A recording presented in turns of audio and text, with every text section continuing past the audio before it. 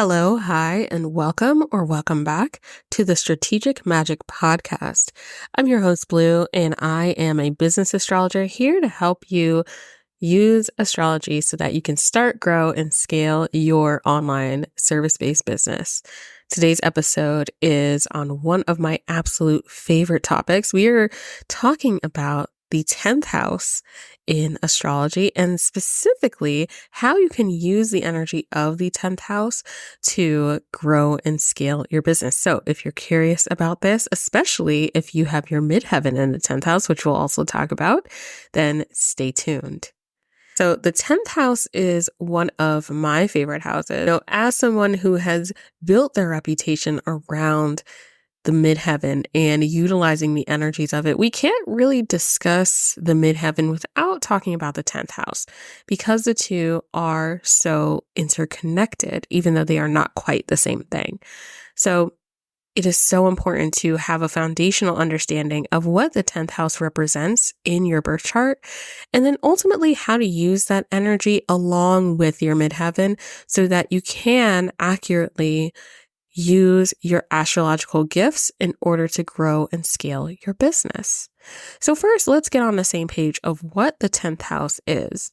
Within traditional astrology, the 10th house is the house of glory. It is the house of career, public reputation, and advancement.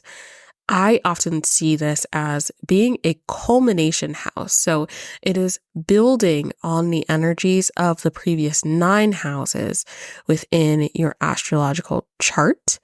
And it is using that energy and really looking at, okay, what have you gained? What have you learned? What are the consequences of the actions that you have put forth? That is what the 10th house represents. Now, it's important to know when I say consequences, I'm not just talking about the negative aspects of things that you did not do or complete or accomplish, but consequences I see them as being very neutral. Right? So it's a mixture of, yes, perhaps things that you would have chosen to do differently, but it could also quite literally be the result of the work that you have put forward and planting the seeds with. Especially as we are following along with the wealth houses, the 2nd house and the 6th house, the 10th house can represent the culmination of the efforts that are put in with these previous other 2 wealth houses specifically. So if you have done the work of really understanding how to develop your offers in alignment with your 2nd house, and by extension, really built the foundation of your business to be in alignment with the needs reflected in your 6th house, then the 10th house by nature builds upon that to create the long-term reputation that your business falls to. So if you want to know more about what it is I'm talking about with the wealth houses, then definitely check out the podcast episode I've done on the wealth houses together, as well as the individual episodes I've done on the 2nd house and the 6th house.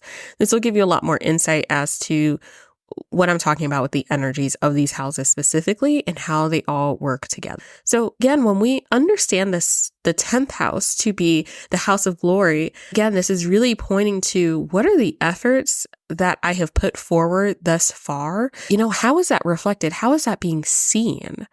Another aspect to the 10th house is the fact that it is such a public-facing house. One of the major themes of the 10th house is public reputation. And we can see this literally reflected within the birth chart because the 10th house is often the highest visible house. It is quite literally, if we think of the birth chart as a clock, right? The 10th house is sitting where 12 o'clock would be seated. And so in that way, it is naturally very public facing. It is very highly visible, as well as the 9th house and the 11th house. So it's not so much about us individually, but how we are connecting with and relating to other people. A thing to know about the 10th house is that often there can be this distance between how people relate to the 10th house and how they see themselves. I often see this with my clients that have personal planets in other houses. So let's say you have your sun or your moon in a different house than your 10th house. Maybe perhaps your 10th house is empty, meaning that you have no planets there. Often what I notice is that when my clients have this can point to there being a distance between how the public perceives you and how you perceive yourself. This isn't to say that you necessarily need to put on a persona or like act a certain way with other people, but it's a reflection that who you are in your private life, you're going to showcase a different side to your personality and a different side to who you are than the things that you present outwardly within your business and that you lead with. Now, there are definitely ways to work with this to bring the two together. Because again, it's not about creating like a persona or creating this identity that exists outside of you.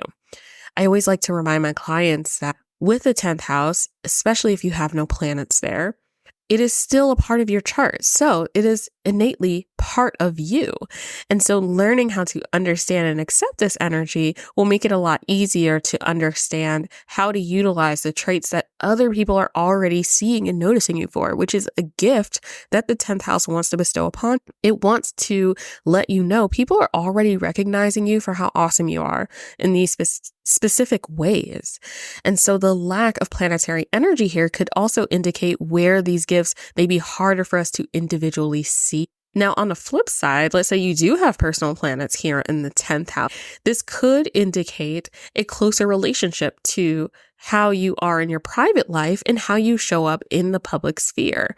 Now, this isn't to say that there won't be challenges with this, but it may be a little bit easier for you to resonate. So the idea that who you are online is like exactly how you are in person. The challenge that can come with that, though, as with any house, is the fact that planetary energy can give the reputation of like too many cooks in a kitchen. Depending on the sign that rules your 10th house and what planets are present, there can be this overshadowingness that can happen. Okay, what planet taking the driver's seat in any particular time, and like how are they relating to each other?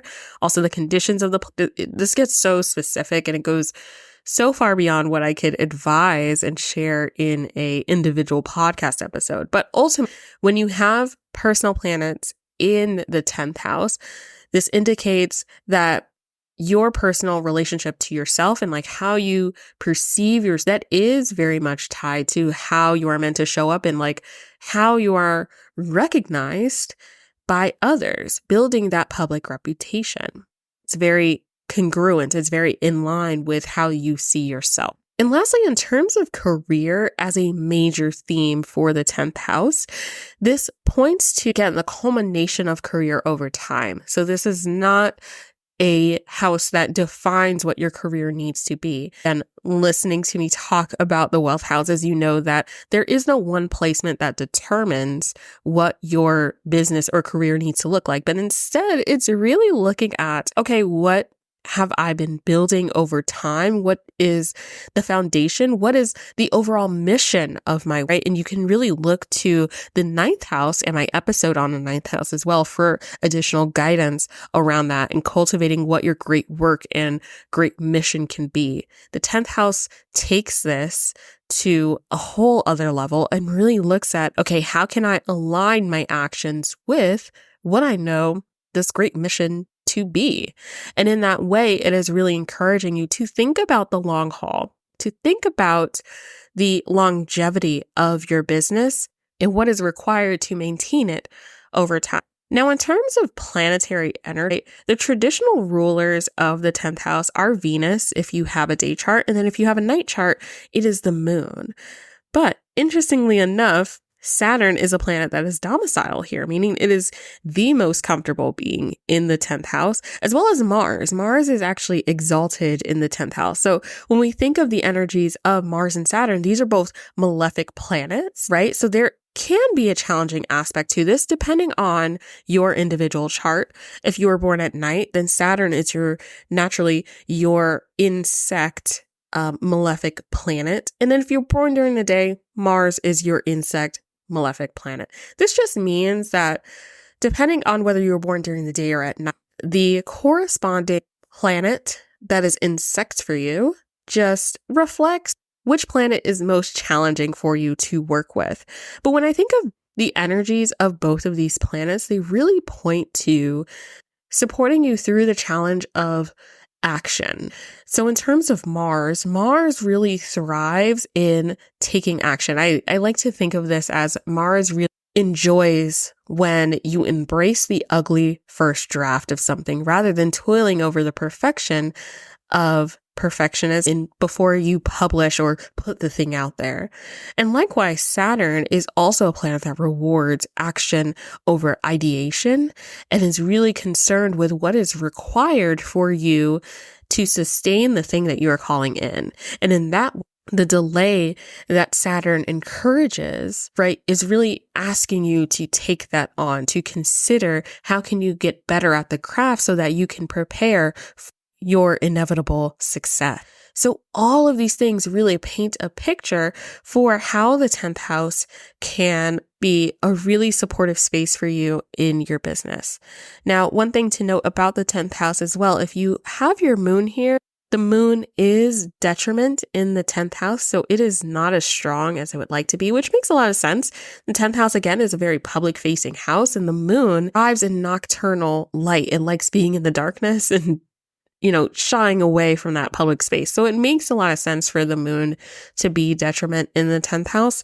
And then Jupiter is also fall here. So again, it's not as strong of a benefic planet as it can be if it were placed elsewhere in the chart. But even if you do have these placements, there are still so many ways that you can work with detriment and fallen energy to your benefit.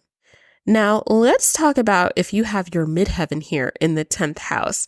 So as you know, I absolutely love talking about the midheaven, and the 10th house is the most common place for your midheaven to fall into. I personally have a 10th house midheaven, so I deeply understand this energy and how it can manifest. But again, it's having your midheaven here is similar to having a planet here in the sense that we are now amplifying this 10th house energy, the themes that it represents, and boosting it with the energy of the midheaven. And if you, of course, want to know more about what the midheaven is and why I think it's so awesome, then I highly encourage you check out my episodes on the midheaven as well as my Meet Your Midheaven Master. So, but contrary to popular belief, your midheaven can fall anywhere from the 7th house to the 12th house if you're using whole sign houses, but the 10th house is still going to be the most common. So having your midheaven fall in the 10th house, this really points to there being a deep connection between the growth of your vocation and your business, like the culmination energy of what you are building within your career. So in terms of really understanding how to utilize your midheaven in the 10th house, it is looking at how you can bring together your vocation, the life's work that inspires you, that lights you up, that encourages you to keep going, and bringing that out using 10th house themes. So there is a lot of freedom with having your midheaven in the 10th house. The house that your midheaven falls into can give you a lot of insight on how to use that energy. So having your midheaven in the 10th house gives you a lot of possibilities in terms of how you use this energy to build your work over time. So it takes a lot of pressure off of you individually as a business owner, because now it's not just the impact of one project or one offer, even working with one client that is going to make or break the success of your business, but instead it is the quality of that work over time. It's very Saturnian when we think about this. Again, makes so much sense that Saturn just does so well being in the 10th house. Again, it's creating success out of sustainability and longevity to build something that is truly able to last. Working with the energy of the 10th house, whether you have your midheaven here or not, is going to be so powerful for you as a business owner. So I really want to encourage you to get comfortable with the 10th house, to really learn the energies that are in it. Do you have any planets here, and particularly any personal planet? And then specifically, do you have your midheaven here as well? What sign is ruling over the 10th house for you using whole sign houses?